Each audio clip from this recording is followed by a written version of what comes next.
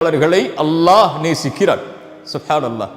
தங்களுடைய வாழ்வில் அவர்கள் எதையும் பார்ப்பார்கள். நோயை பார்ப்பார்கள், செல்வத்தின் இழப்பை பார்ப்பார்கள், விரும்பியது நடக்காததை பார்ப்பார்கள், தொழிலில் தோல்வியை பார்ப்பார்கள்.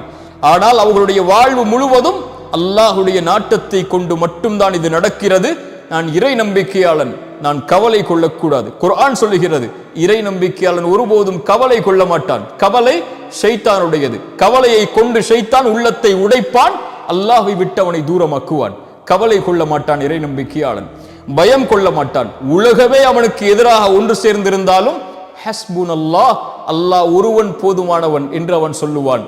கவலை கொள்ள மாட்டான், பயம் கொள்ள மாட்டான். அவனுக்கு குர்ஆன் சொல்லக்கூடிய செய்தியை மனதில் வைத்திருப்பான். கவலை கொள்ளாதே, பயம் கொள்ளாதே. அன்துமுல் அலௌன இன் குன்தும் முஃமினீன், நீங்கள் தான் உயர்ந்தவர்கள் முஃமின்களாக வாழ்ந்தால். எதிலும் இந்த உலக